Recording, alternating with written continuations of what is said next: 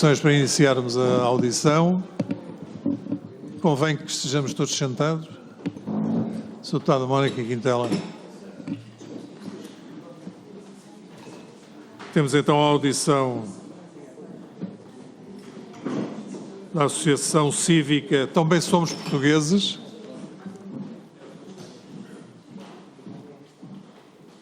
cujo presidente está aqui ao meu lado, que é o Sr. Paulo Costa.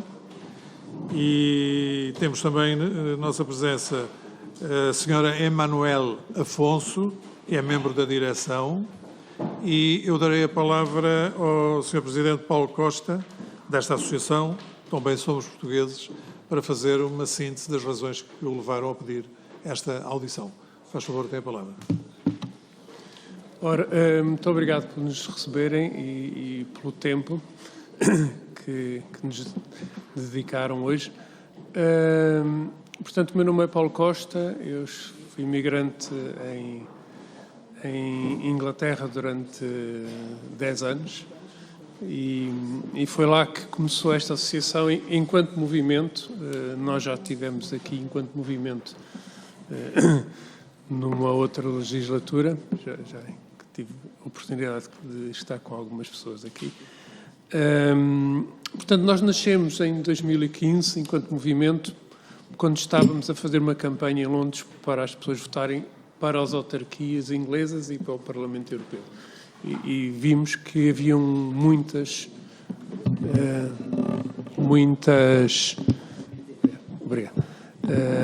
impedimentos, começando porque na altura muitas poucas pessoas estavam recenseadas, que era o primeiro obstáculo. A primeira carta que nós recebíamos era, para além das finanças, a dizer que sabiam onde é que nós estávamos, era outra a dizer que já não estávamos recenseados porque tínhamos imigrado e, portanto, se queríamos mesmo votar, por favor, recenseados.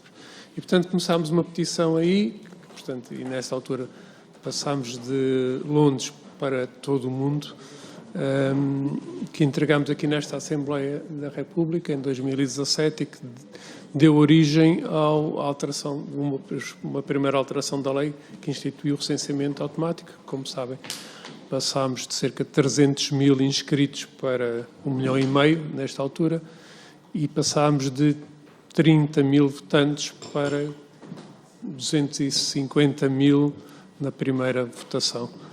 Mais de 250 mil. E creio que com as nossas sugestões facilmente chegaremos a 500 mil de votantes na diáspora portuguesa, que inclui não só os imigrantes como os lusodescendentes. Eu se calhar passava só aqui uma palavra breve a Emanuel Afonso. O meu nome é Emanuel Afonso, eu sou, portanto, membro da direção de Também Somos Portugueses, mas fundadora e diretora do Observatório dos Lusodescendentes, portanto estou aqui como porta-voz mais, para além dos lusodescendentes, da primeira vaga de imigração. Acho que é importante referir que a associação agrupa, e isso é muito interessante, portugueses residentes no estrangeiro portanto, das várias vagas de imigração, tanto dos anos 60, que também votam, como é óbvio, que adquiriram com o 25 de Abril o direito a votar em cada vez mais atos eleitorais, e eu sou representativa dessa vaga, descendente da imigração dos anos 60, e dos seus descendentes, os lusodescendentes. E criei o Observatório dos Lusodescendentes e associei-me agora também somos portugueses, nessa nobre causa de facilitar o acesso e dar a igualdade aos portugueses residentes no estrangeiro de votar, continuar essa ligação a Portugal pela sua participação cívica. Isto é uma das questões que, de facto, nós vemos, é que os portugueses no estrangeiro, neste momento, não são só os imigrantes, são os imigrantes e os que já nasceram no estrangeiro, e tem entre vós a Natália Oliveira, que já nasceu no estrangeiro, portanto, que é um exemplo de uma lusodescendente que, apesar de não ter nascido em Portugal, mantém estes laços. E, portanto, o que nós tentamos é facilitar e simplificar a participação cívica dos portugueses no estrangeiro, de todos aqueles que têm uma ligação a Portugal, E nós achamos que este envolvimento político, neste caso, reforça os laços dos portugueses no estrangeiro com Portugal. Portanto, nós fizemos o relatório que apresentámos com base na nossa experiência, com base num inquérito que nós vos iremos fazer chegar à mão, temos estado a trabalhá-lo, mas cujas principais conclusões estão inscritas no relatório. A principal das quais é, dos inquiridos, 40% disseram-nos que não tinham conseguido votar. E nós achamos que isso é pior ainda do que a causa próxima do compromisso que nós temos notado das alterações das eleitorais, que é a questão dos votos nulos por causa do cartão de cidadão.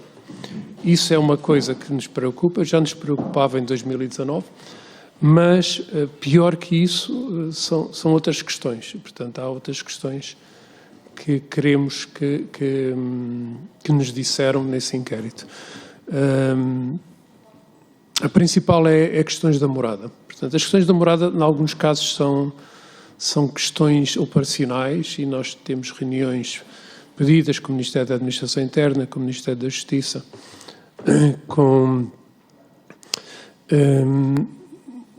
o Ministério dos Negócios Estrangeiros, porque há questões operacionais que têm a ver com ter a morada certa no cartão de cidadão. Também há questões legislativas. Eu não sei se passa para esta comissão ou não a questão de tirar a morada do cartão de cidadão. Isso é uma questão operacional, mas que é muito importante. Porquê? Porque para nós mudarmos a morada quando estamos no estrangeiro, temos que ir a um consulado ou temos que usar um artefacto eletrónico e software que não está ao alcance de toda a gente. Tem que se fazer um download de uma aplicação do cartão de cidadão, tem que se comprar um leitor de cartões, tem que se juntar aquilo tudo, tem que se alterar. É possível, e há muita gente que o faz. Contudo, nem toda a gente consegue fazer isso. Eu digo-vos, eu sou informático e não é assim tão fácil mudar a morada no cartão de cidadão, que eu tentei com várias pessoas, algumas foi direto e outras... vamos tentar outra vez. No outro dia, que isto já está a demorar tempo demais. Era aquela situação. Portanto, isso para nós era importante, tirar a morada do cartão de cidadão para simplificar, para se poder fazer uma alteração de morada mais facilmente, para além de uma campanha que nós gostaríamos de fazer com estas entidades para corrigir as moradas.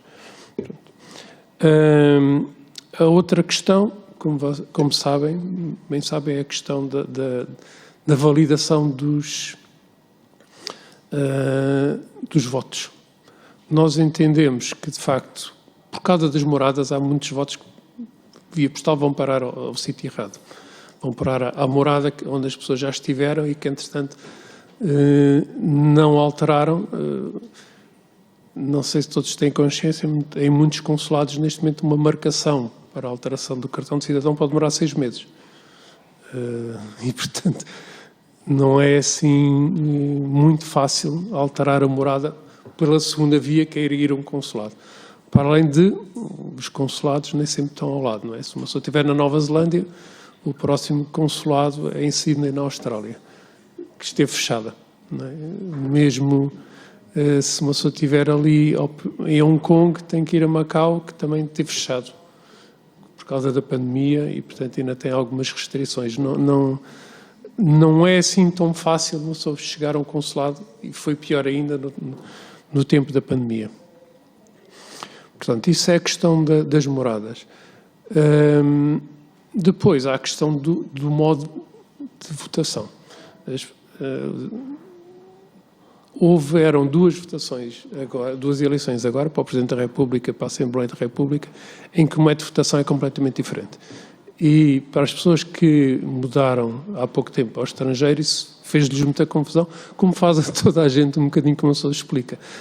Quando vai votar para o Presidente da República tem que ser presencial, e já agora para o Parlamento Europeu, que vai ser daqui a 2 anos, a próxima eleição, não é? Portanto, mas se for para a Assembleia da República é voto postal, a não ser que diga 2 meses antes que é mais ou menos quando foram marcadas as eleições, que quer votar presencialmente. Por isso é que houve tão poucas pessoas a votar presencialmente para a Assembleia da República.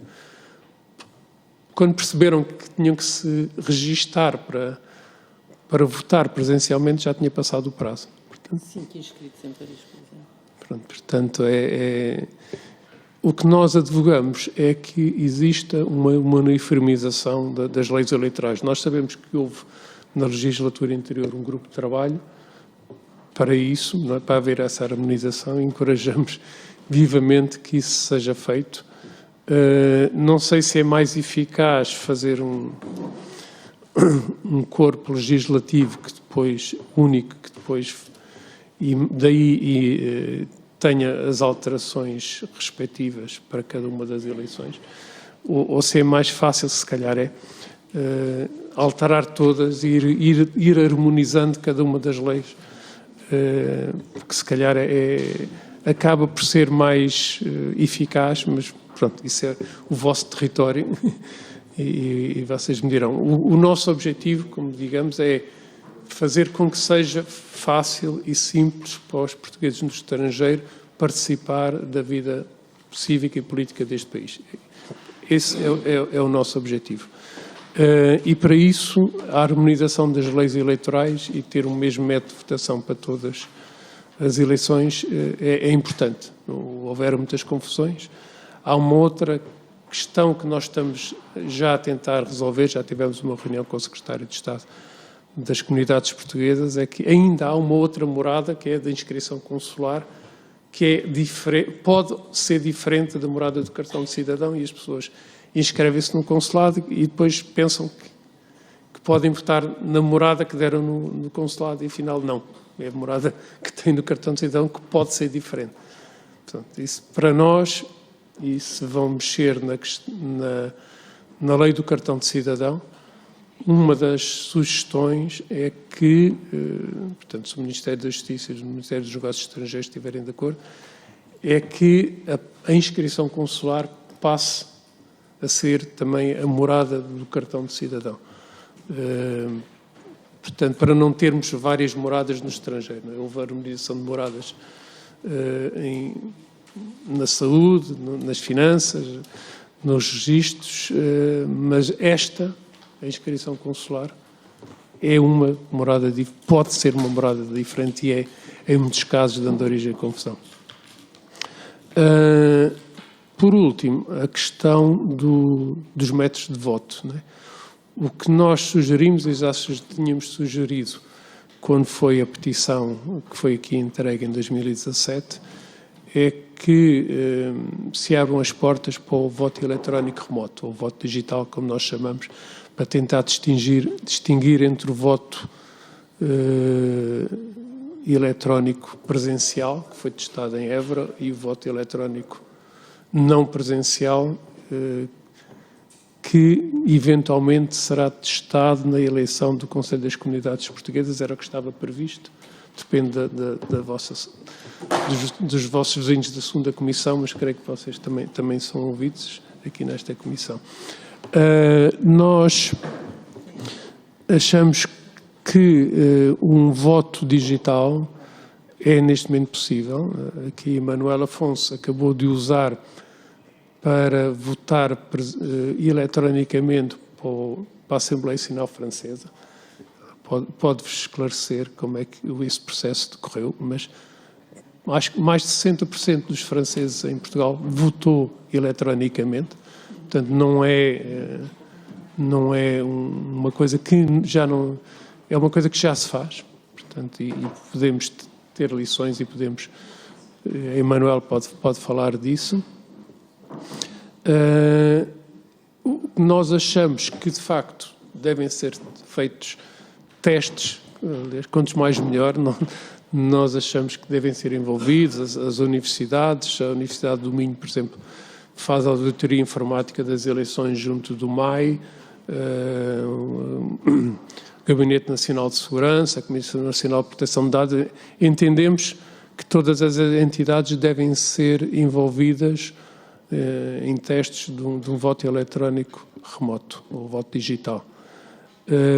Contudo, o primeiro passo tem que ser permitir legalmente que isso possa ser feito. O abrir as portas a um voto digital não quer dizer que ele seja implementado amanhã sem garantias de segurança. O que nós achamos, e nós não temos pressa que isso seja implementado, gostaríamos que isso seja implementado. No nosso inquérito, 80% das pessoas disseram que era um método que preferiam usar para votar, porque resolve montes de problemas das pessoas se deslocarem. Neste momento, antigamente as pessoas quando imigravam e ficavam lá durante dezenas de anos, eventualmente. Hoje em dia, quando uma pessoa vai para o estrangeiro, pode estar 3 meses aqui, pode 6 meses acolá. Portanto, há uma mobilidade que não existia. E essa mobilidade, de facto, não é muito compatível com a burocracia da mudança de morada.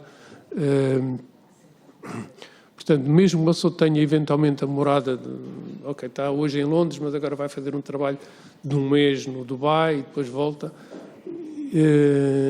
Portanto, isso facilitaria muito a vida moderna de quem está no estrangeiro, ou definitivamente ou temporariamente. E, portanto, o que nós vos pedimos nesse aspecto é que abram a porta, que isso não implica o facto de porem numa legislação que é permitido o voto digital, não quer dizer que ele seja implementado no dia seguinte sem garantias de segurança.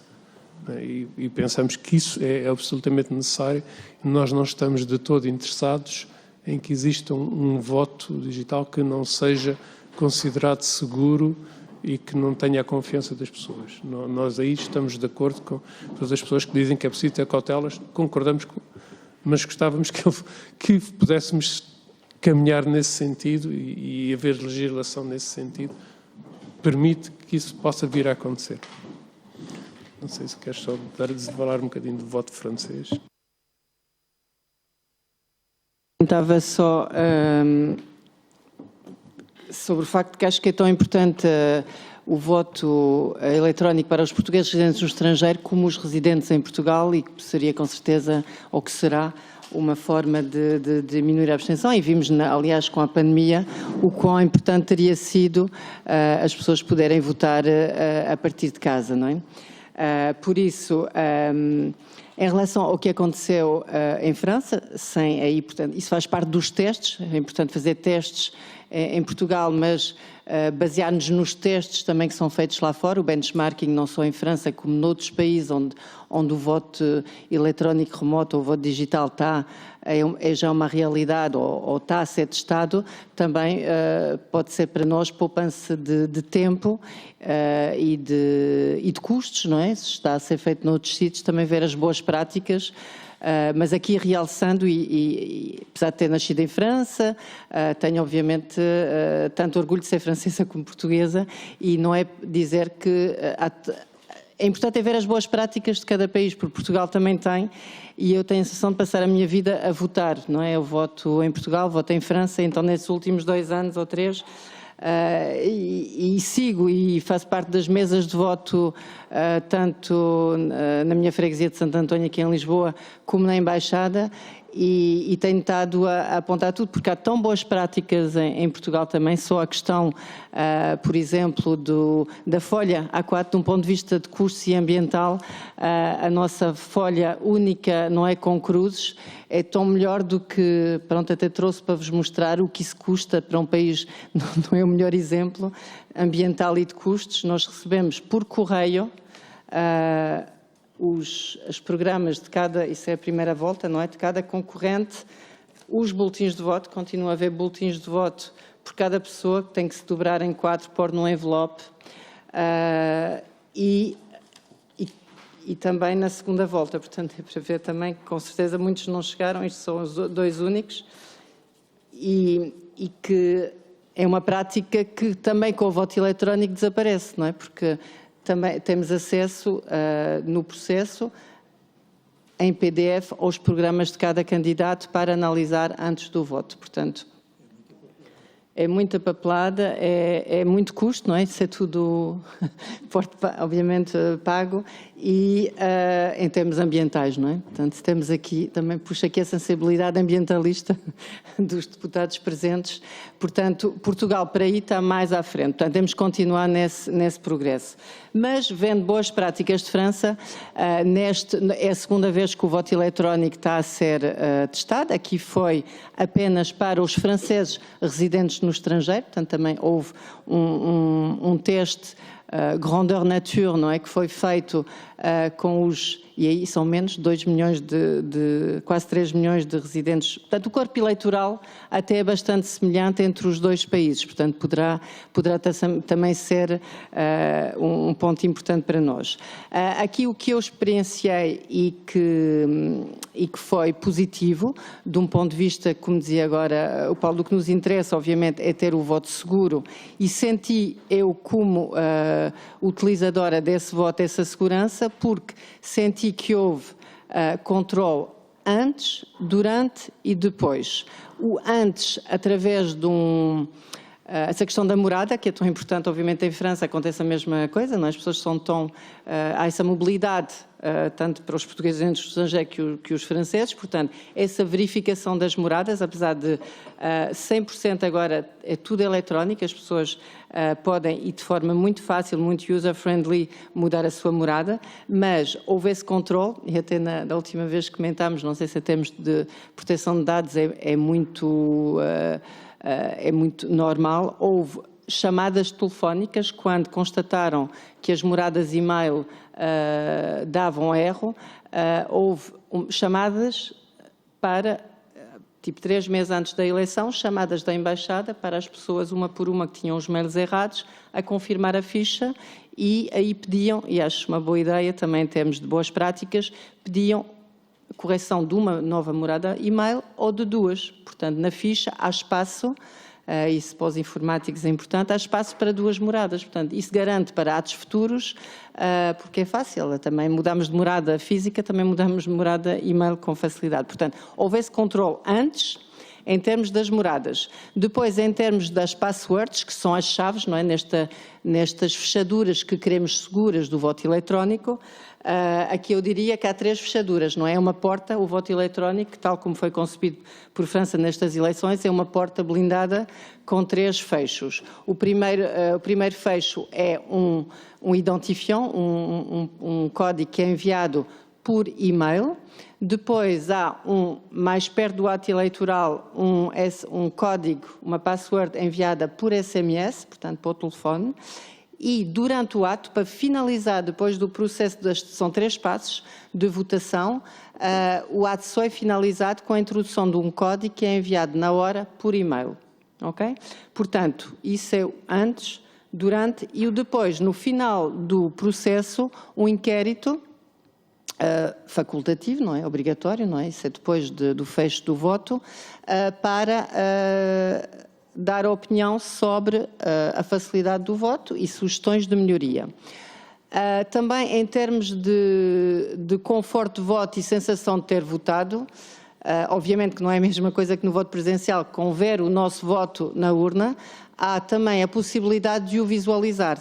Também o voto é associado a um código e temos no fim do processo eleitoral a possibilidade, com um clique, de confirmar que o nosso voto foi entregue com o código de validação e uma coisa física, portanto uma prova que foi recebido, o que não acontece, por exemplo, no voto postal, não é?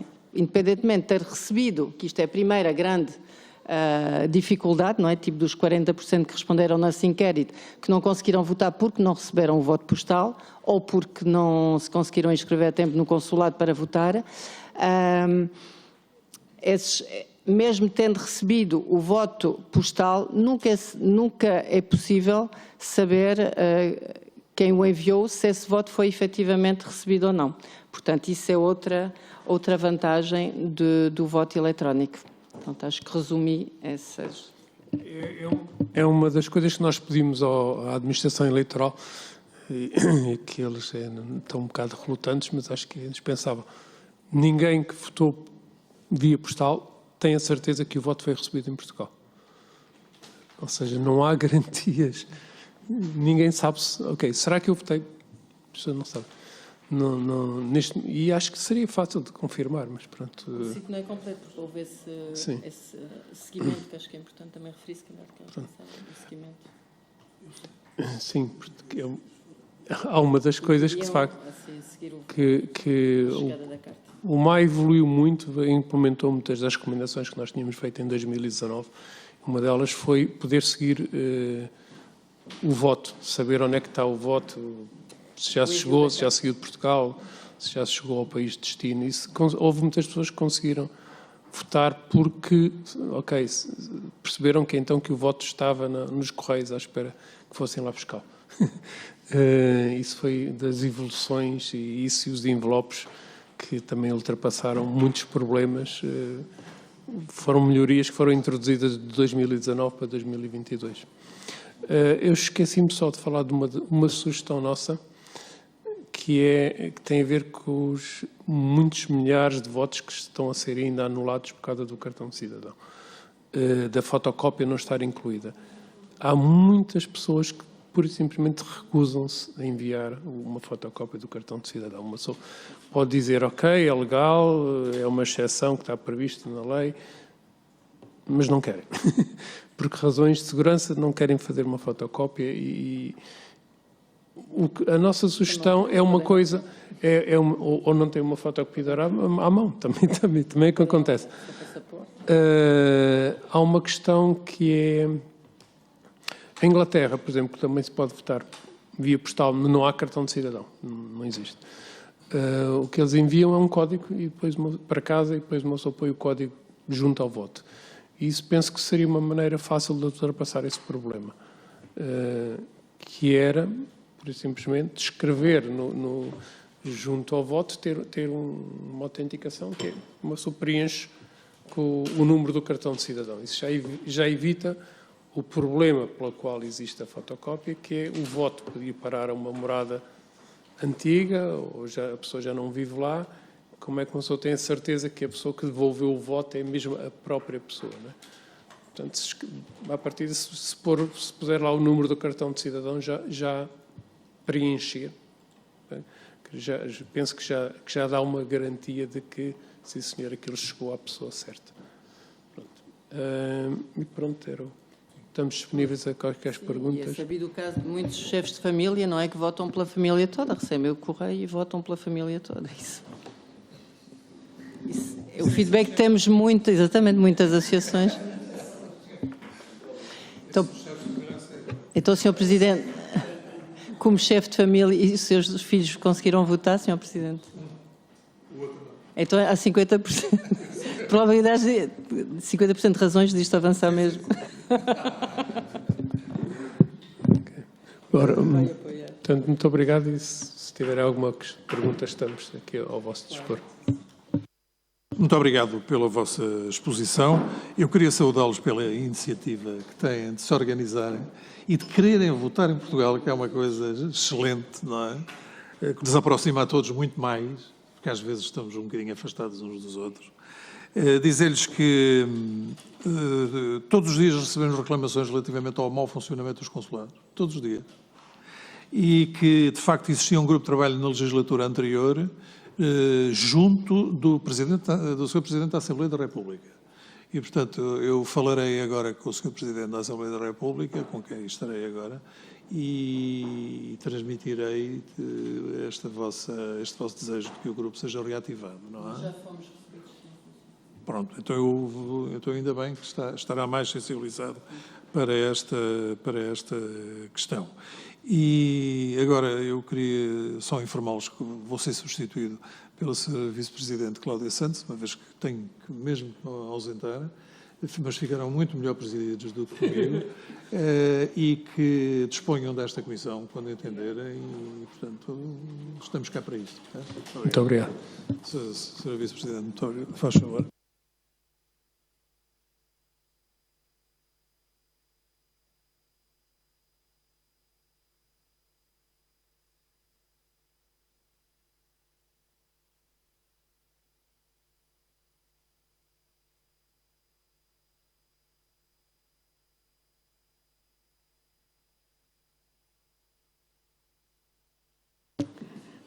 Os meus cumprimentos às senhoras deputadas e aos senhores deputados e muito particularmente ao senhor Paulo Costa e à senhora Emanuel Afonso.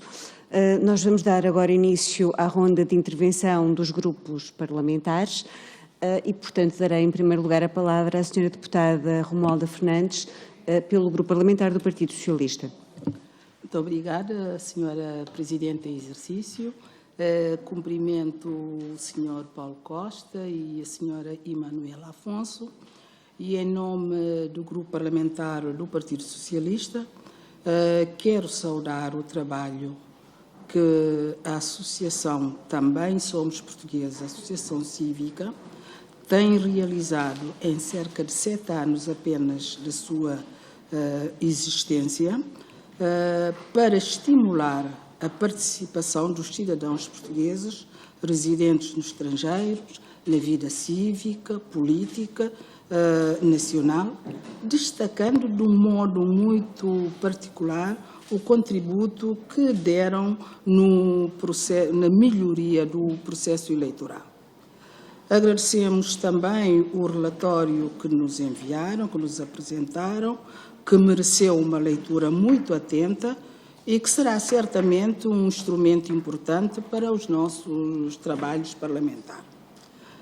Dizer ainda que congratulamos-nos com o facto deste relatório considerar que já foram implementadas importantes recomendações que fizeram nos vossos relatórios anteriores apresentados a este Parlamento, nomeadamente sobre o recenseamento automático, sobre o modelo implementado pela administração eleitoral em 2022, que corrigiu alguns problemas, sobre o portal e-eleitor, também lançado pelo secretário-geral do Ministério da Administração Interna, que possibilitou o acompanhamento do percurso das cartas que acabaram de referir e do boletim de votos, e ainda a possibilidade de verificar a morada eleitor neste novo portal. Estamos bem cientes que ainda é necessário resolver alguns problemas e dificuldades, nomeadamente no domínio do atendimento consular, para melhorar a participação cívica e política dos cidadãos portugueses residentes no estrangeiro, nomeadamente tendo em consideração algumas das recomendações que constam deste vosso relatório, para resolver problemas que identificaram como problemas com os correios nos países da diáspora, problemas com as moradas que impossibilitaram alguns eleitores de votar, a renovação do cartão do cidadão, votos anulados, problemas de recenseamentos, métodos e votos diferentes de eleições. São todos questões, problemas que elencaram no vosso relatório. Eu gostaria também de vos dar aqui nota que a participação cívica dos cidadãos portugueses residentes no estrangeiro constitui uma das prioridades deste Governo, que se compromete no seu próprio programa do Governo a reforçar as condições das participações na sequência, nomeadamente do alargamento do licenciamento automático. Citei o que consta do programa eleitoral, só neste domingo. Também gostaria de vos dar conta que o Grupo Parlamentar do Partido Socialista tem trabalhado, eu diria, afincadamente, no progresso já alcançados para eliminar os obstáculos que têm impedido esta participação e que, designadamente, na alteração da legislativa do processo eleitoral que permitiu o recenseamento automático, que teve um efeito profundo na participação política dos portugueses residentes no estrangeiro nestas últimas eleições. Queria referir-vos ainda que este grupo parlamentar vai apresentar em breve e já estão a ser elaboradas propostas legislativas para aperfeiçoar o processo eleitoral e impedir que situações tão lamentáveis como a anulação massiva de votos não possam voltar a acontecer. Referir ainda outras iniciativas, como a alteração da lei do Conselho das Comunidades Portuguesas, essencial para adaptar os círculos eleitorais ao alargamento do número de eleitores decorrente do recenseamento automático. A questão do voto digital está certamente em cima da mesa, é um processo que terá que ser feito com as devidas questões de seguranças que necessitam. Quero ainda dizer que consideramos relevante o facto desta nossa bancada do Partido Socialista ter contado com lusodescendentes oriundos da imigração, do círculo da imigração, tanto na legislatura anterior, com o deputado Paulo Porto Gonçalves, que foi eleito para o Círculo da Europa, como nesta legislatura fora da Europa, pois, e como nesta legislatura da senhora deputada Nathalie de Oliveira, que deu ao PS os 2 lugares elegíveis no Círculo da Europa. Só para realçar ainda o facto do nosso presidente da Assembleia também ter sido eleito pelo Círculo de fora da Europa é também um sinal que acho que merecemos nota. E também, para terminar, só para realçar a importância que é dada às comunidades, refiro a tradição que foi inaugurada desde 2016 da celebração do Dia de Portugal no estrangeiro, junto das comunidades, com a presença do Presidente da República e o Primeiro-Ministro. Considero que tudo isto são passos de grande valorização que estão a ser dadas. Nós não temos dúvida dos problemas que existem. Eles estão a ser todos, alguns a serem trabalhados. E com tudo isto eu gostaria, já agora não queria terminar sem vos colocar uma questão, até pelo nome da associação, também somos portugueses, de vos perguntar se sentem ou se percepcionam que este novo contexto atual que referi, há alguma mudança de paradigma na forma como o país olha a comunidade portuguesa, nos estrangeiros, imigrantes, isto reportando a uma entrevista da própria Nathalie a dizer que agora as imigrantes não são vistas só como simples imigrantes. Eu gostaria de perguntar se sentem que há esta mudança de paradigma e se também da parte dos cidadãos nacionais, cidadãos portugueses residentes nos estrangeiros, se, sobretudo, as segundas e as terceiras gerações, se sentem que há um maior laço, uma maior vontade de aproximação nacional. Reitero os meus agradecimentos, em nome do Partido Socialista, pela vossa colaboração e pelo vosso empenho e pela vossa presença. Muito obrigada, Sra. Deputada. Passamos ao Grupo Parlamentar do PSD. Dou a palavra ao Sr. Deputado Hugo Carneiro. Muito obrigado, Sra. Presidente. Cumprimentar também os Srs. Deputados e cumprimentar o Dr. Paulo Costa e o Dr. Emanuel Afonso, em representação da Associação. Eu gostaria de começar por dizer que este é um tema para o qual o PSD tem olhado com muito cuidado e ainda na anterior legislatura, começando aqui por um tópico que também tiveram a oportunidade de abordar na vossa intervenção, que tem a ver com as regras diferentes em cada eleição. Nas legislativas é de uma maneira, nas europeias é de outra e nas presidenciais é de outra forma. Aliás, eu gostava de recordar que após a eleição do Sr. Presidente da República, ele próprio, na semana seguinte, teve o cuidado de alertar os partidos políticos para a necessidade de salvaguardar as questões relacionadas com o voto dos imigrantes e, nessa altura, o PSD,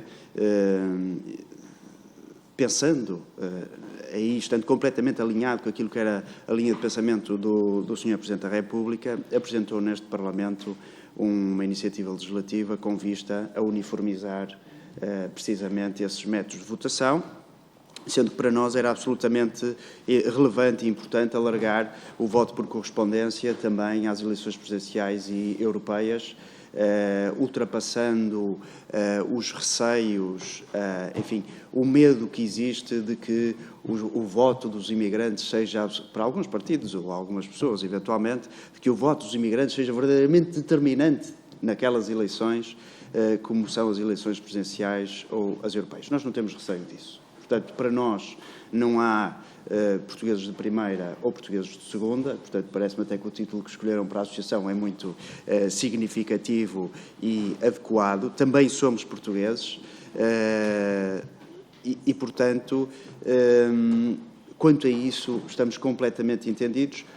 Provavelmente, o grupo parlamentar do PSD, agora que terminamos o processo orçamental e, portanto, o Parlamento começa, após as eleições, após o orçamento, começa a voltar a alguma normalidade dos seus trabalhos, com grande probabilidade voltaremos a reapresentar o nosso projeto e esperamos e lançamos o desafio, naturalmente, a todos os grupos parlamentares e os senhores deputados únicos que nos possam acompanhar naquilo que é essa a intenção. E quando nós dizemos, ou quando afirmamos essa vontade que temos de reapresentar o projeto sobre o voto por correspondência nas outras eleições que têm regras diferentes, nós não pomos de lado ir mais longe.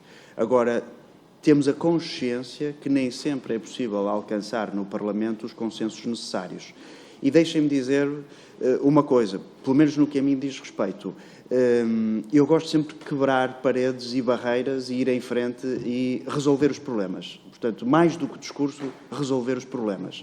Foi por nossa iniciativa, por exemplo, não tem que ver com o voto dos imigrantes, mas tem que ver com a recolha de assinaturas para as eleições presidenciais e para os grupos de cidadãos eleitores nas eleições autárquicas, foi por iniciativa do PSD que, pela primeira vez na lei eleitoral, há muito pouco tempo, se introduziu a possibilidade de recolher assinaturas com a chave digital do cartão de cidadão. Eu não sei se têm noção, mas, por exemplo, se alguém quiser ser candidato a Presidente da República, tem que recolher 7.500 assinaturas, mas mais do que isso, tem que ainda recolher a certidão de eleitor de cada uma das pessoas que subscreveu aquela candidatura. Isto é a época medieval dentro da lei eleitoral. Quer dizer, isto não faz sentido nenhum nos tempos em que vivemos. Tendo, no entanto, presente que temos sempre que ter cuidado e atender ao facto de nem todas as pessoas estarem preparadas para aderir aos meios eletrónicos por razões diversas, que eu me vou escusar a aprofundar, mas que todos certamente compreenderemos, e, portanto, nós temos que ter sempre presente que as 2, ou as 3, ou as 4 modalidades, portanto, eu diria a modalidade clássica e as novas têm que viver em conjunto, ou têm que coexistir, para que ninguém seja deixado para trás ou afastado da participação nos processos eleitorais, nas suas diferentes fases, seja na recolha de assinaturas, seja depois também no próprio processo de votação. A questão do voto eletrónico, eu acho que o Parlamento ainda não fez uma reflexão adequada sobre isto, mas relativamente ao grupo parlamentar do PSD, nós não pomos fora de hipótese essa questão, desde que estejam salvaguardados os mecanismos de segurança. O que é que nós lamentamos? Nós lamentamos, por exemplo, que já tenham sido feitas experiências de voto eletrónico presencial. O voto em Portugal não pode deixar de ser presencial por força daquilo que está previsto na Constituição. A Constituição, como sabem, obriga a que o voto no continente e ilhas seja presencial. Não é assim na imigração, porque isso significaria que teríamos de ter uma mesa de voto muito perto de cada cidadão eleitor, o que é manifestamente impossível, não é? Por razões práticas e operacionais, e por isso aí é que se abre a exceção da questão do voto por correspondência ou outras que possam ser equacionadas no âmbito legislativo. Mas, no âmbito dos testes que foram feitos já, e até o teste mais recente, salvo erro em 2018, deveria ter sido produzido pelo Governo, que é da mesma cor daquele que está atualmente, um relatório para dizer quais foram o que é que correu bem, o que é que correu mal, os sucessos e os insucessos dessa experiência. E isso é importante, estamos a falar do voto eletrónico, embora não seja o voto eletrónico à distância, era o voto eletrónico presencial, porque também poderia trazer benefícios para os cidadãos que vivem em Portugal continental e ilhas, e até hoje esse relatório não existe. Nós já o pedimos, já fizemos uma pergunta, recebemos uma resposta, enfim, genérica pelo anterior Sr. Ministro, e depois voltamos a insistir porque ele respondeu àquilo que a gente não perguntou, e voltamos à situação de não ter relatório. E, portanto, a sensação que nós temos é que quem olha para estas questões só se preocupa com elas quando levam com as críticas dos comentadores nas televisões ou na imprensa e normalmente depois das eleições. Que é uma coisa que a mim pessoalmente me deixa profundamente incomodado, porque, como disse no início, eu gosto mais de resolver do que andar na lógica da conversa, não é? E também não gosto de enganar ninguém, não é? E, portanto, eu poderia estar aqui a dizer, vamos olhar, claro, tem toda a razão, não sei o que, não sei o que mais, mas depois, em consequências práticas, onde é que isso termina? E eu acho que é muito mais interessante terminarmos numa conclusão, na resolução daquilo que seja possível. Obviamente que nunca conseguiremos ir tão longe em algumas das coisas que sugerem, mas, por exemplo, parece-me evidente que à data de hoje há claramente capacidade de resolver uma questão que vocês apresentaram, que é um cidadão português, quando vota, não sabe se o voto dele chegou a Portugal ou se foi descarregado. Ora, os votos têm um código de barras. É obrigatório, antes de fazer a descarga ou a distribuição pelas mesas, que esse código de barras passe por uma maquineta que é colocado no sítio onde se faz a contagem de votos. Portanto, se passa numa maquineta, rapidamente estaria no portal do eleitor disponível para as pessoas saberem se chegou ou não. Isto é possível hoje. Isto é possível hoje. Portanto, não há dificuldades relativamente a isto. Portanto, os vossos alertas são relevantíssimos. Porquê? Porque põe a Secretaria-Geral do MAI a caixa de toque, não é? Portanto, há aqui uma coisa que nós temos que prestar atenção e concretizar, e algumas das coisas que já foi possível concretizar, até por vossa sugestão, parecem bastante pertinentes, a melhoria dos envelopes, etc. Agora, há aqui uma questão que eu tenho que vos dar toda a razão. É impossível garantir que os envelopes chegam ao destino, ou porque ficam nas caixas, lá nos postos dos CTTs, dependendo dos países, cada país é diferente uns dos outros, nós não mandamos nos outros países, eles não mandam no nosso, e portanto cada um faz como lhe apetece, e quem sai prejudicado depois são os portugueses porque não chegam, ou porque há atrasos, porque se atrasaram, não sei o quê, os votos chegam depois da data, ou ao destinatário primeiro, ou ao destinatário segundo, que é a administração eleitoral. Portanto, há votos que não são contabilizados, eles nem sequer chegam a ser anulados. Eles não são contabilizados porque chegam ao processo de contagem depois dos dias que estão fixados na lei para que eles sejam contabilizados. E, portanto, isto leva-nos a concluir que, às tantas, o voto por correspondência, com todas as suas vantagens, porque se não existisse, não havia possibilidade de voto à luz daquilo que a lei hoje prevê, também tem estas dificuldades que nós temos que tentar ultrapassar. Por isso é que nós temos que encontrar um mecanismo, se for pelo voto eletrónico, que seja suficientemente fiável. Para quê? Para garantir, primeiro, que é o eleitor que vota, espero que não seja o chefe da família, não é? Mas que é o eleitor que vota, e mais, à luz daquilo que tem acontecido nos últimos anos e que nós temos vindo a assistir, que não haja interferências de Estados estrangeiros nos processos eleitorais portugueses, como já aconteceu provavelmente noutros países, à luz daquilo que a gente vê, ou pelo menos há essas suspeitas, não é? As interferências de Estados estrangeiros em eleições de outros países. E, portanto, isso nós temos que garantir que não acontece.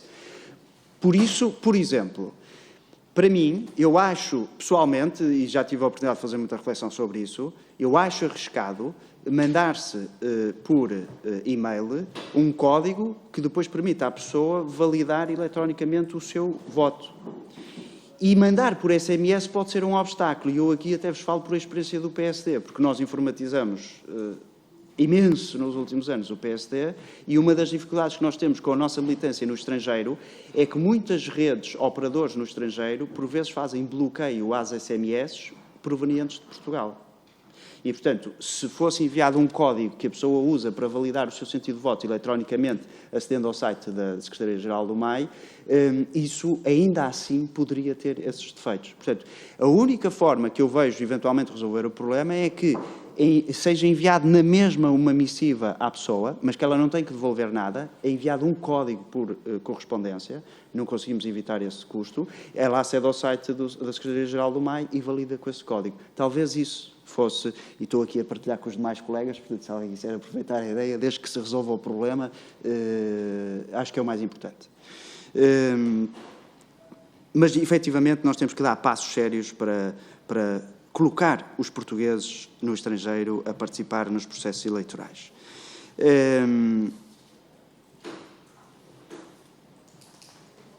O problema da anulação dos votos nas últimas eleições, eu não posso fugir a esta questão, aliás, porque foi o PSD que, convictamente, levantou a questão em todas as mesas de voto, muitos membros das mesas de voto e representantes de outros partidos decidiram violar a lei, e o que a lei diz é que tem que vir o bilhete de identidade. Porquê é que é importante? Isto é importante discutir. Ou seja, nós não podemos dizer que o bilhete de identidade ou o cartão de cidadão, a fotocópia, é um obstáculo. Nós temos que perceber porquê é que ele lá está. Nós não temos outra forma de garantir, com a legislação atual, que o voto passou pela mão do eleitor a quem se destinava. Não temos.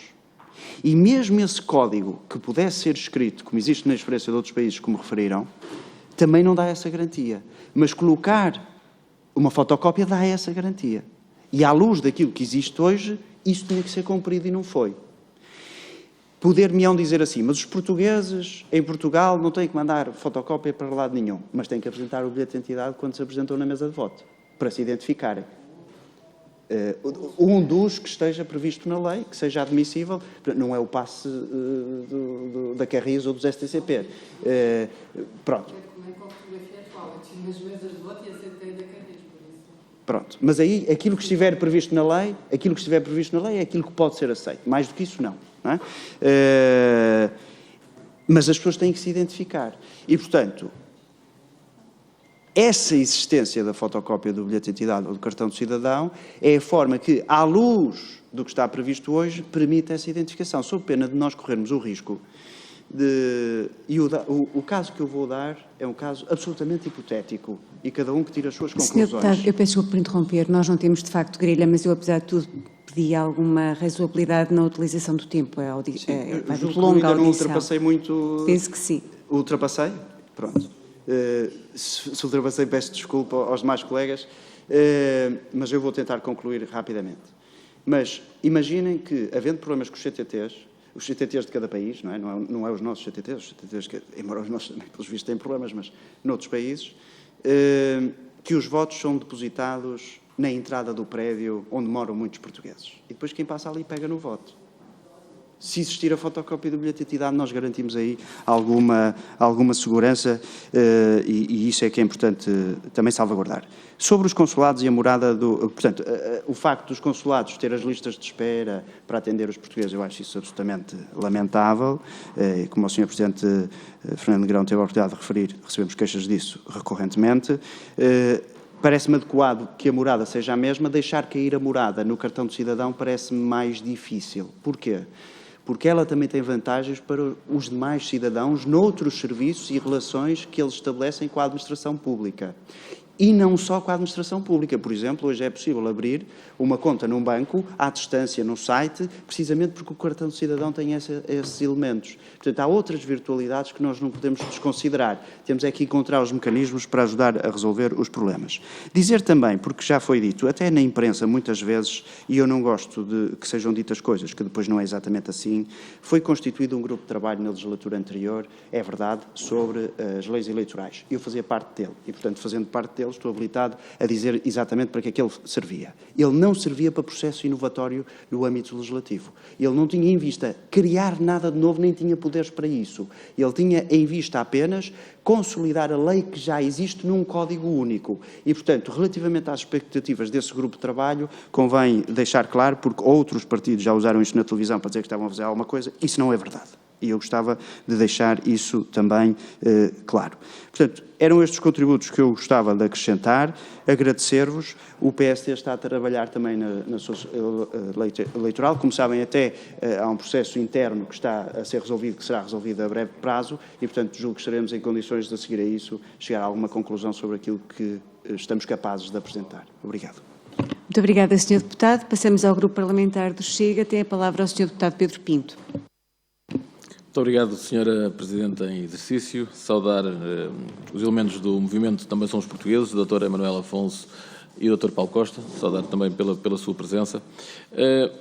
O Partido Chega sempre assumiu, desde muito cedo, um compromisso com os nossos imigrantes. Eles levam o melhor de nós, a nossa capacidade de trabalho, a nossa cultura em todo o lado do mundo, porque costumamos dizer que em todo o lado do mundo existe sempre um português.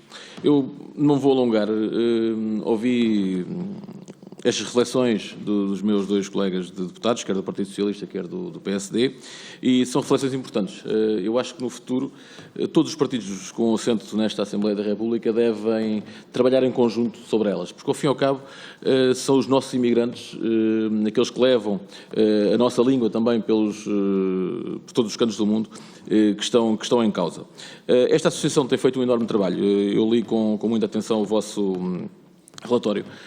O trabalho tem sido muito meritório. É extremamente importante aquilo que dizem sobre, particularmente o voto, porque as pessoas têm que poder votar. E se querem integrar, querem votar em Portugal, no seu país de origem, é extremamente importante e nós temos que facilitar cada vez mais que essas pessoas possam votar. O que aconteceu nas eleições recentes foi lamentável. Foi uma coisa que não pode acontecer. Foi uma falta de respeito com os imigrantes, com aqueles que votaram a primeira vez e depois, como disseram aqui bem, nós não sabemos quem é que votou, nem se votaram, ou seja, a pessoa que vota não sabe se votou ou não votou. Isso é importante que fique definido de vez. Depois, sentir que há uma larga maioria dos nossos cidadãos portugueses espalhados pelo mundo que não votaram porque não receberam boletins de voto. Eu creio que todos os partidos políticos devem ter recebido centenas de mensagens dos nossos imigrantes a dizer que queriam votar, mas que não podiam votar porque não receberam o boletim de voto. Isso são coisas que não podem acontecer. Como os nossos consulados estarem 6 meses para tratar de um cartão de cidadão, é uma coisa que tem que melhorar. Da nossa parte, contribuiremos sempre com todos os partidos. Eu creio que isto será mais ou menos unânime entre todos os partidos. Contribuiremos sempre para ser uma solução, para trabalharmos em conjunto para solucionar esse problema. Não se pode admitir, estamos no século XXI, Portugal é um país de imigrantes e não podemos tratar assim a nossa base da imigração. Eu só vou fazer uma pergunta e para terminar, que sentimento é que têm? Se existe ou não vontade política, sentem que existe ou não vontade política para melhorar esta situação sobre os imigrantes? Muito obrigado mais uma vez e muito obrigado também pela vossa presença. Muito obrigada, Sr. Deputado. Passamos à Iniciativa Liberal. Tem a palavra a Sra. Deputada Patrícia Gil Vaz. Obrigada, Sr. Presidente. Cumprimentar os senhores representantes do movimento Também São os Portugueses. Dizer que este é um tema bastante importante para a Iniciativa Liberal e temos já falado bastante sobre a necessidade e a urgência de reformar o sistema eleitoral.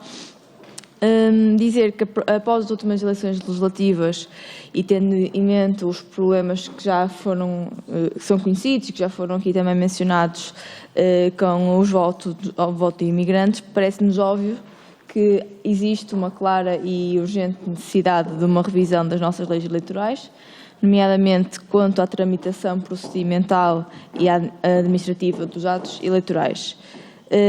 Como disse, esta é uma bandeira da Iniciativa Liberal, que não é de agora e que não surgiu apenas com estes problemas que conhecemos nas eleições legislativas, e há muito tempo que temos vindo então a chamar a atenção para estes problemas que decorrem já há bastante tempo. Sendo certo que a nossa proposta é sobre uma reforma do sistema eleitoral em si, tema que necessariamente também entronca com aquele que estamos aqui a analisar e a discutir convosco hoje, deixaremos este tema e este debate e discussão para outro fórum e circunscrevendo-nos à vossa intervenção e aos pontos que nos trazem, que são mais de índole procedimental e administrativa, dizer que identificamos que a vossa associação tem um trabalho bastante meritório relativamente à apresentação de propostas e medidas para a existência de uma legislação e de procedimentos eleitorais distintos para cada eleição. De facto, isto dificulta a harmonização das práticas de todos os envolvidos no processo eleitoral e, por isso mesmo, esta Casa tem a obrigação de refletir da pertinência de criarmos um código eleitoral que seja transversal às demais eleições. Esta harmonização iria permitir, então, detectar e resolver problemas de uma forma mais eficiente, mas também iria afastar os diversos problemas que estão relacionados com a falta de esclarecimento aos cidadãos, dada a estabilidade e continuidade dos procedimentos eleitorais que este Código traria. Dizer também que, embora ainda não exista um consenso sobre o voto eletrónico no nosso país, nós acompanhamos essa ideia, essa necessidade e, no nosso entender, esse voto eletrónico traria uma substancial diferença no acesso ao direito ao voto, que existe essencialmente por parte dos imigrantes, e consideramos que pode ser uma alternativa optar-se por um ensaio, pelo menos para já, um ensaio piloto interessante, implementando-se novas práticas e assim possibilitaríamos o acesso de todos os cidadãos ao direito ao voto. Por último, dizer que em nome da Iniciativa Liberal agradecemos o vosso contributo, que as vossas propostas serão devidamente analisadas e perguntar se estão disponíveis para connosco pensarmos e refletirmos sobre quais as propostas que poderemos avançar em futuras iniciativas legislativas. Obrigada. Muito obrigada, Sra. Deputada. Sra. Deputada Alma Rivera, pelo PCP. Muito obrigada, Sra. Presidente. Cumprimentar aqui a Associação e os seus membros e dirigentes. Nós já tivemos a oportunidade de reunir e de conversar algumas vezes. Era o deputado António Filipe com quem terão reunido e, portanto, sabem que tem um canal de diálogo aberto sobre estas questões. E começar também por saudar, para além de tudo, o contributo que o associativismo também teve para o elevar da participação e da relação de confiança também e de envolvimento, que é responsável por ter havido também um aumento, não serão só aspectos anímicos, mas também isso tem um peso e também isso justifica um aumento de participação e, sobretudo, porque essas alterações mais concretas, mais logísticas, foram muito movimentadas pelo associativismo dos portugueses fora de Portugal. Conhecem a nossa posição sobre a matéria, não é? E, portanto, sabem que temos algumas cautelas e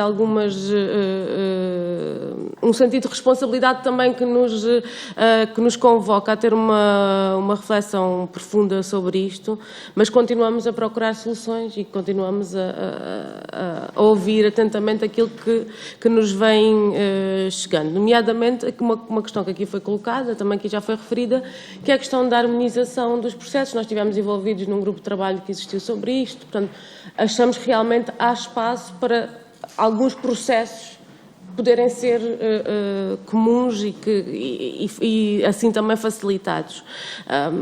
Dizer-vos também que nos parece, foi lamentável aquilo que aconteceu com a anulação dos votos, até porque é bastante desmotivador e depois explica também uma reação natural a isso mesmo, sobretudo.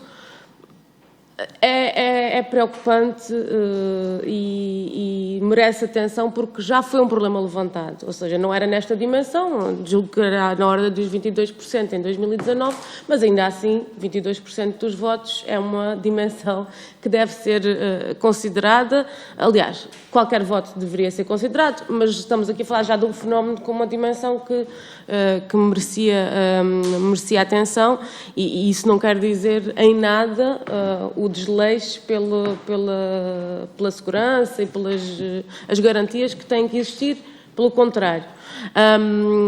Mas, enfim, nós achamos também que, para além destes aspectos estritamente relacionados com o método, não é, de votação e o processo eleitoral em si, há todo um mundo também de coisas a fazer. Em primeiro lugar, podíamos falar da língua, podíamos falar da rede consular e como isso também depois também se reflete no momento dos processos eleitorais e da necessidade de fazer esse reforço e dessa relação, mas, bom, seria uma discussão muito mais profunda e muito mais ampla, mas, enfim, gostaria só de vos deixar aqui este compromisso de continuarmos a analisar conjuntamente e a procurar as soluções que sejam mais adequadas para facilitar e para motivar a participação dos portugueses que estão no estrangeiro. Muito obrigada.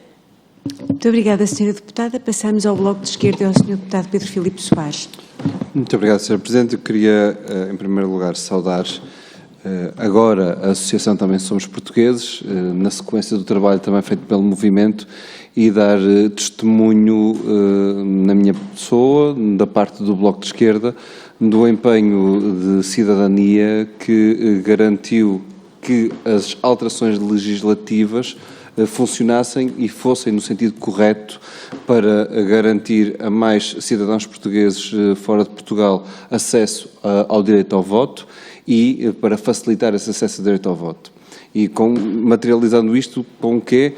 Com a participação. E eu creio que mais do que participação, com um envolvimento bastante forte, que o movimento Também Somos Portugueses esteve, quer no alargamento e na melhoria dos procedimentos para o recenseamento automático, que passou dos tais 150 mil para quase 1,5 milhão de cidadãos portugueses identificados fora de Portugal com a possibilidade de votar, e com a forma também como se alterou o acesso ao voto através de uma massificação do voto por correspondência. Foram melhorias significativas para que nós temos que realçar. O Bloco de Esquerda fez parte deste processo. Reconhecemos ao movimento Também Somos Portugueses que nos ajudou a formar ideias, a arranjar soluções e que acompanhou desde o início também estas alterações. E por isso, acolher-vos aqui nesta comissão é um ato que vem com este simbolismo, por um lado, mas com este reconhecimento, por outro. E por isso, com o reconhecimento que as vossas palavras não são meras efabulações, são consequência de vários anos de reflexão, de envolvimento de muita gente e de participação também com o poder político na resolução de problemas. E esse é um ponto importante que nós realçamos. Dito isto, sobre os vários conteúdos que aqui trouxeram à Comissão e reflexões que nós já conhecemos, algumas delas vêm em trás, outras foram materializadas pelos problemas que aconteceram no último ato eleitoral. Nós repudiamos o que aconteceu no último ato eleitoral, percebemos que havia uma dissonância entre a prática e a lei.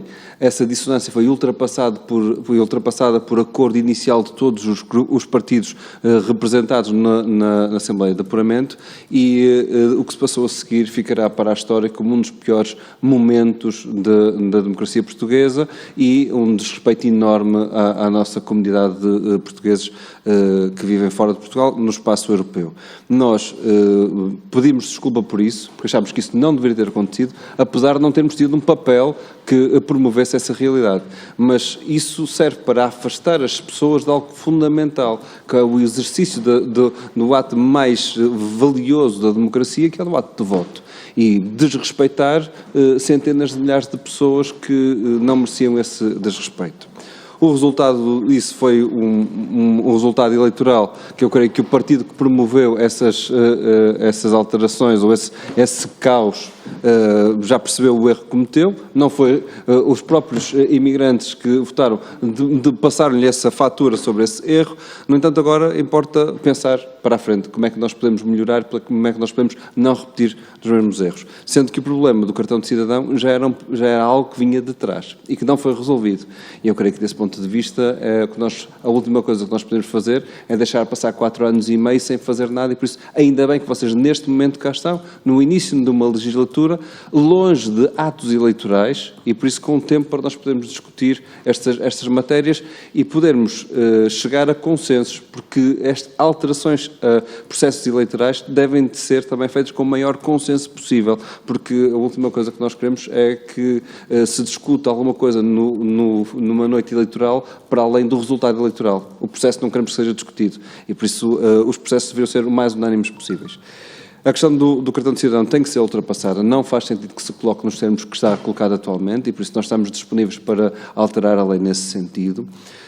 Não desvalorizamos as questões da morada, e por isso tem que se arranjar aqui uma forma de resolver o problema. Consideramos que foi uma mais-valia que a pandemia também trouxe, essa atualização da morada por via eletrónica do cartão de cidadão, mas percebemos que não é fácil fazer e, acima de tudo, percebemos que há alguma indeterminação sobre o que é que corre bem, porque é que corre bem e o que é que corre mal, porque eu de facto também percebo isso com várias pessoas. Fiz a atualização da morada do cartão de cidadão e inexplicavelmente no mesmo computador, com o mesmo sistema, a única coisa que mudava o cartão era o cartão, para uns funcionava, para outros não funcionava, e isso aqui admito, tendo algum conhecimento técnico, que as questões de segurança, regra geral, também trazem às vezes essas dificuldades de implementação, mas esta casuística não pode acontecer. Tem que ser mais padronizável e tem que ser, acima de tudo, mais simples. Mas, no entanto, nós, tendo valorizado essa atualização, essa nova forma de poder atualizar a morada do cartão de cidadão, percebemos que ela é limitada e essas limitações têm que ser ultrapassadas. Mas não desvalorizamos a existência desse elemento, para lá de atos eleitorais, mesmo nos atos eleitorais não desvalorizamos. Percebemos que vocês, até porque é um debate antigo, já o tivemos várias vezes, que vocês insistem na questão do voto digital. Percebemos porque, por um lado, há de facto uma limitação com os votos por correspondência, que em teoria poderia ser ultrapassada pelo voto digital, sendo que os mesmos problemas, ou melhor, sendo que há uma parte considerável dos putativos problemas que o voto digital tem, que já é aplicável também aos votos por correspondência. A indeterminação sobre quem é que vota, se é o próprio, se é um familiar, se é de forma livre, se é coagida, se é o tal chefe de família ou a chefe de família que vota em vez do próprio. Todas essas matérias são matérias relevantes, que nós não desvalorizamos, mas são possíveis problemas já atualmente com o voto por correspondência e que seriam também problemas com o voto digital. No entanto, o voto digital tem outros problemas que a nós nos preocupam. Nós não fechamos em absoluta porta, creio que ninguém pode fazer, porque a inovação pode responder a alguns destes problemas, mas desde Estados estrangeiros se imiscuírem em atos eleitorais até atos de pirataria informática, há também um universo grande de problemas específicos do voto digital que podem ocorrer. No entanto, nós não fechamos essa porta, estamos disponíveis a discutir, porque, acima de tudo, parece-nos que temos que acompanhar a evolução e temos que acompanhar outras experiências de outros países para podermos perceber o que é que acontece. Achamos que neste momento não é possível, com a segurança que nós gostaríamos. No futuro, veremos, estamos disponíveis para esse debate. No entanto, e este é o ponto que eu acho que eu vou ser absolutamente transparente na divergência que temos, no entanto, é diferente admitir maior flexibilidade nas formas de votação e admitir que podem existir problemas, mas eles serão sempre limitados e com consequências limitadas em alguns atos eleitorais, e não ter a mesma admissão para outros atos eleitorais. Porquê? Porque é diferente nós votarmos num círculo nacional em que umas dezenas de milhares de votos podem ser determinantes para uma consequência nacional do ato eleitoral. É diferente nós votarmos para um círculo eleitoral que tem um peso no desfecho geral da eleição mais relativo. Um exemplo concreto. E agora podemos falar disso porque já passou algum tempo face a esses acontecimentos e ninguém colocou em causa esse resultado eleitoral. Mas nós tivemos aqui há uns anos, com o uso de voto por correspondência e com o recurso a uma facilitação de acesso à cidadania portuguesa no espaço da região de Macau, um conjunto de votos, de milhares de votos, que todos os partidos políticos, exceto os beneficiários desses votos, colocaram dúvidas sobre eles. Todos. Não teve como resultado alterar sequer o resultado eleitoral daquele círculo eleitoral.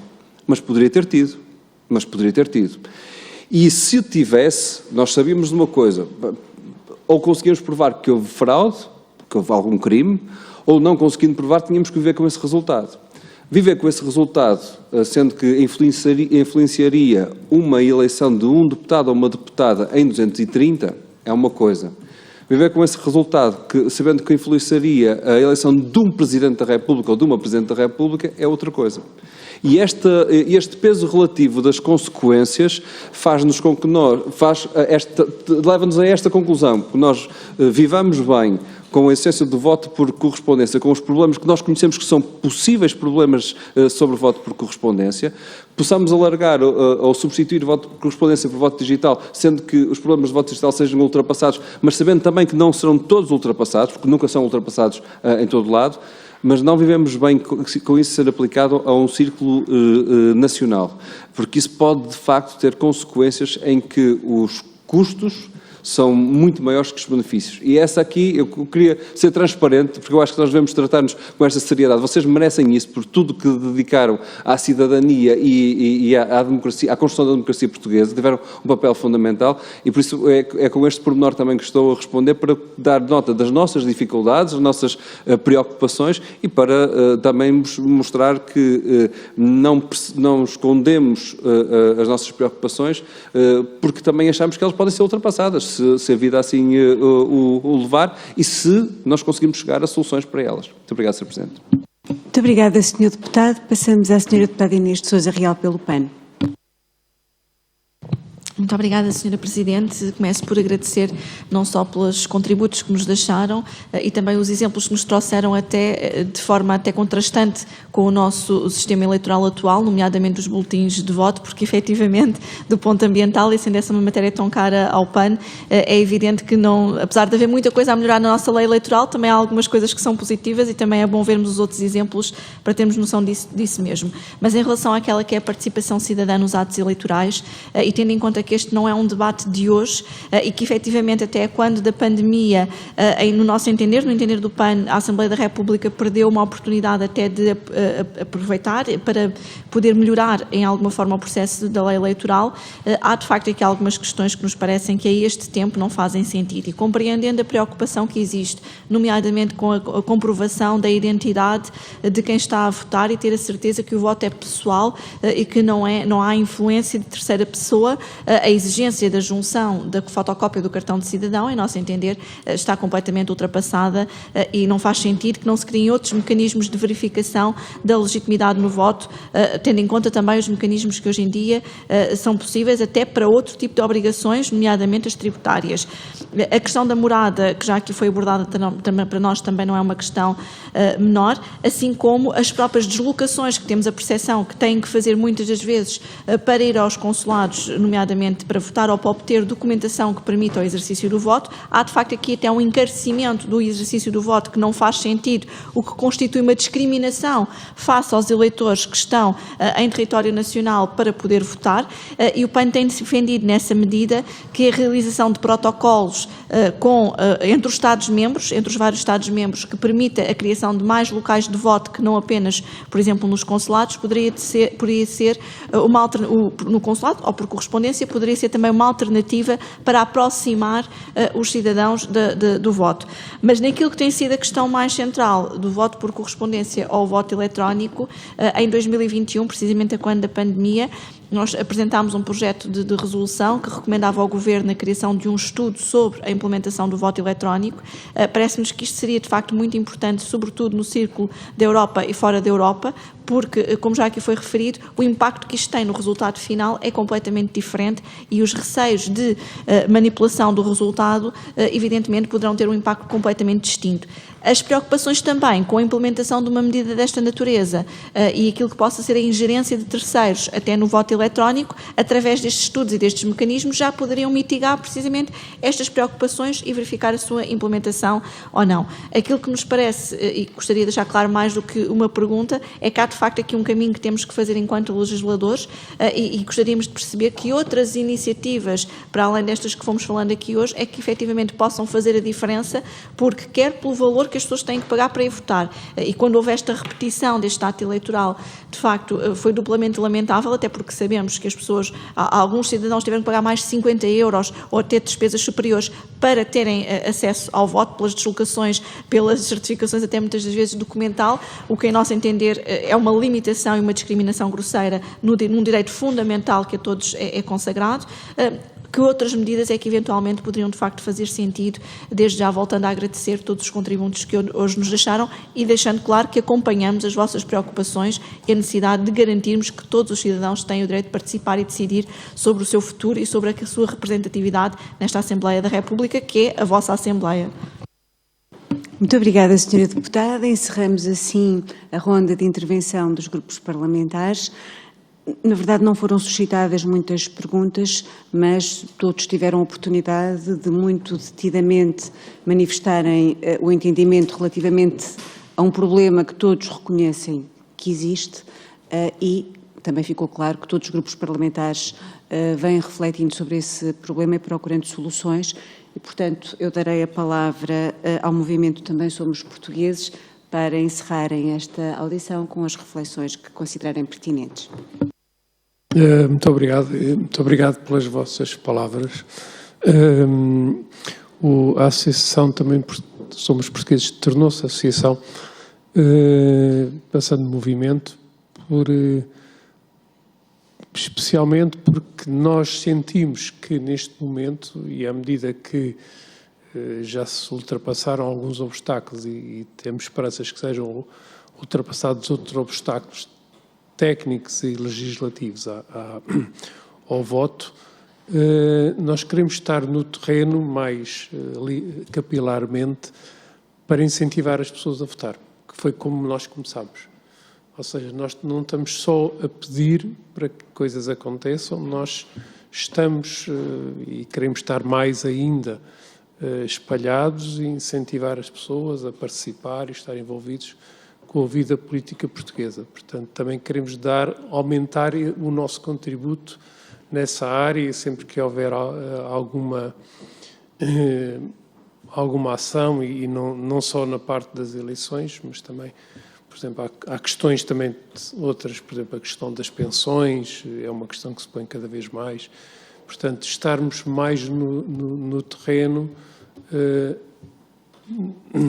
por esse mundo fora. E, portanto, é uma das razões pelas quais nós nos tornámos associação. Coisa que tem algumas complicações, por exemplo, os bancos estão-nos a pedir para terem uma ata assinada em papel, e nós estamos neste momento com uns envelopes a correr o mundo para pedir às pessoas que estão nos Estados Unidos, no Brasil, não sei quanto, a assinar uma ata em papel. Portanto, a parte digital ainda tem alguma coisa a andar.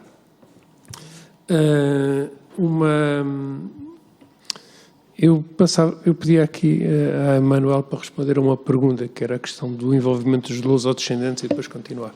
Ok. Também queria agradecer os vossos agradecimentos. É sempre bom, num trabalho de voluntariado, receber esses agradecimentos e encorajamento a continuar, porque, de facto, essa dedicação, não é?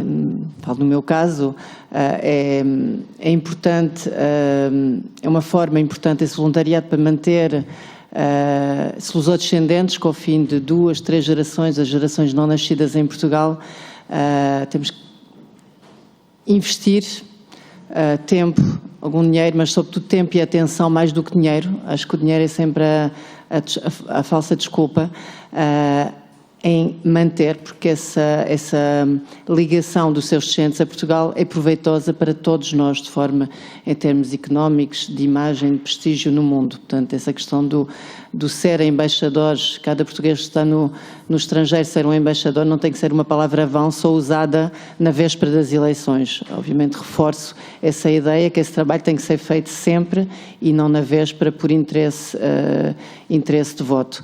Portanto, nós que estamos aqui, eu vim para Portugal no intercâmbio de 6 meses, em 92, fiquei cá e ficou um bocado essa minha missão, que começou com uma associação, já vou em 3, portanto deixa pouco tempo para trabalhar e descansar. Obviamente que esse envolvimento associativo são noites a fio, são fins de semana, e é bom reconhecer que vocês que são pagos para fazer esse trabalho têm essa consideração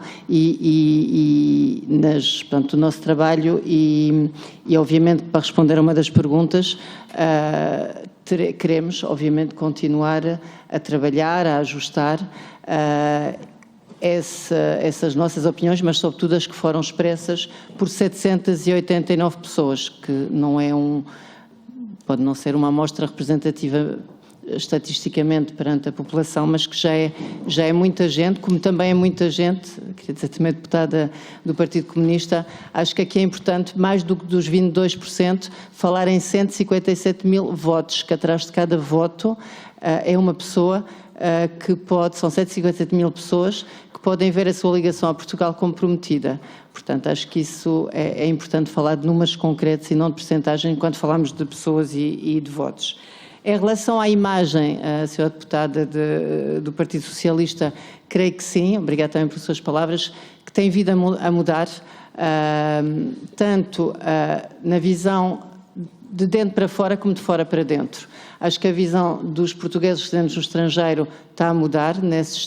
Eu costumo dizer que senti mais discriminação e estereotipo em Portugal, desde que vim, porque não falava a língua quando cheguei. Eu vim num intercâmbio para fazer um mestrado no ISEG, ao contrário dos que vão para fora fazer, e não falava a língua.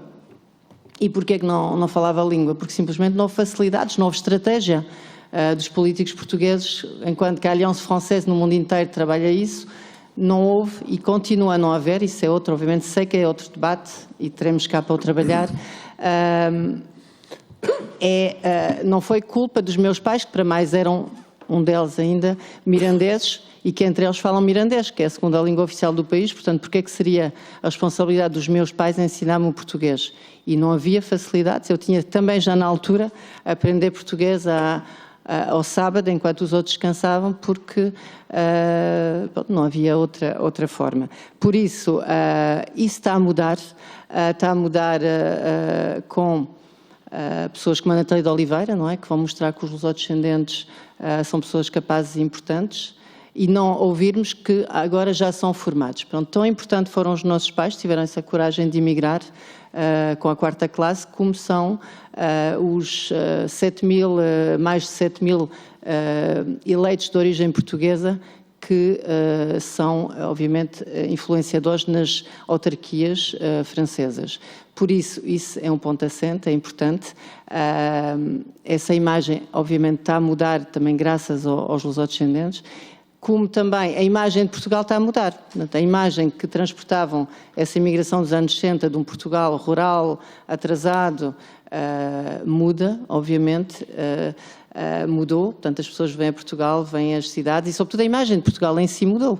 Atrai a vinda tanto de estrangeiros, não é? Eu trabalho muito com o acolhimento estrangeiro de franceses que residem cá.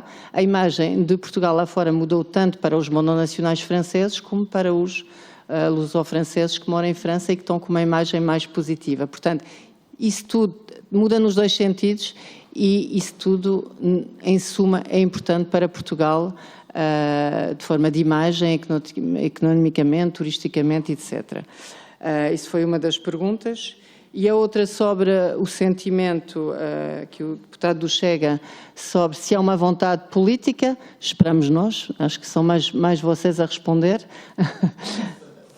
A sensação que nós temos é que, de facto, há uma vontade política, porque, como todos repetem, não podemos passar novamente pela vergonha que nós todos sentimos. Isso para nós foi uma grande bufetada, obviamente, quando houve essa anulação dos 157 mil votos, porque isso também compromete o nosso trabalho. Agora, foi uma grande vitória, que também foi muito conseguida por nós, quer dizer, o próprio pedido, não é, da sociedade civil, que foi feito até por um dos nossos membros ao Tribunal Constitucional, demonstrou, e passamos subitamente até na opinião pública internacional, de uma república das bananas para uma república pronto, democrática, porque há divisão e separação dos órgãos. Houve um Tribunal Constitucional e não foi por um voto, foi de forma unânime que decretou que tínhamos razão e que esses votos tinham que ser repetidos, e tão de primeira são os portugueses residentes no estrangeiro como os cá. Portanto, essa questão da vontade política, queremos acreditar, até prova do contrário, que existe. E passo-vos a palavra, aliás, esse desafio. Obrigada. Obrigado, Manuel. Só aqui mais umas considerações. Portanto, nós estamos perfeitamente disponíveis, portanto, em relação ao que nos perguntou a deputada da Iniciativa Liberal, estamos perfeitamente disponíveis e interessados, não só disponíveis, é mesmo interessados, em participar, na medida em que os vossos procedimentos o permitirem, em colaborar em qualquer alterações legislativas que sejam feitas. Eu vou só aqui dar alguns exemplos concretos, mas que acho que serão relevantes, exemplos relevantes das contribuições que nós podemos dar e achamos interessantes. Por exemplo, uma das questões que nós temos tido algumas reuniões com a AMA, uma das coisas que eles estão a testar, isso também tem que passar pela Comissão Nacional de Proteção de Dados, é uma autenticação visual. Isso, por exemplo, já acontece em Inglaterra, quando foi feito agora o recenseamento dos imigrantes em Inglaterra, com o settled status. Uma das coisas que acontecia, e acontece quando uma pessoa faz alguma alteração, eles identificam a pessoa pela fotografia, pela imagem no telemóvel. Portanto, pode ser, não é obrigatório, mas é uma das questões que eles recomendam. Portanto, que é uma das possíveis maneiras que uma pessoa tem de confirmar que é mesmo aquela pessoa que votou. Por exemplo, outro exemplo de um método anti-coação é uma pessoa poder votar várias vezes. Eu explico. Uma pessoa, se puder votar, por exemplo, segunda, e terça e quarta, ok, alguém te coage, vota tens que votar aqui neste partido. A pessoa até pode votar e depois no dia seguinte vai e vota pelo partido que quer. Isto eletronicamente é perfeitamente possível. E uma das coisas que nós também defendemos é que, apesar disso tudo, uma pessoa possa sempre, em último recurso, ir a um consulado votar. O que se calhar implica ter um voto eletrónico presencial nos consulados. Porque nós imaginamos que enviar um voto postal para a casa das pessoas e enviar também outras toneladas de papel para os consulados é capaz de ter muito papel. Seria eventualmente possível, é uma das coisas que nós sugerimos, que uma pessoa pudesse, independentemente de votar eletronicamente via postal, pudesse sempre ir a um consulado votar como último recurso e que esse voto desqualificasse os outros todos. Portanto, se uma pessoa chegar, o voto presencial é sempre contado primeiro, portanto, se entretanto chegar um voto postal em nome da mesma pessoa, esse voto é anulado porque a pessoa votou presencialmente e esse teria primazia. Portanto, é um exemplo das coisas que pode ser atendida. Portanto, há este tipo de pormenores que nós estamos disponíveis a falar convosco. E pronto, há aqui uma questão só em relação ao voto. A tirar a morada do cartão de cidadão, que estamos a falar a tirar eletronicamente do próprio cartão de cidadão. Pronto, mas a morada continua a existir. Quer dizer, a morada continua a existir nas bases de dados, nomeadamente do Ministério da Justiça.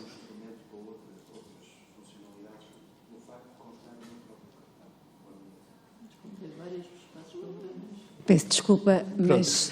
Pronto. Isto é um pormenor, mas pronto, é só um exemplo do que podíamos estar. Portanto, mais uma vez, estamos perfeitamente disponíveis para coisas. Muito obrigado pela vossa atenção. Muito obrigada. Nós renovamos os agradecimentos aos representantes da Associação Também Somos Portugueses. Desejamos muitas felicidades na prossecução dos objetivos que tão legitimamente definiram. Está encerrada esta audiência. Um ótimo almoço para todos.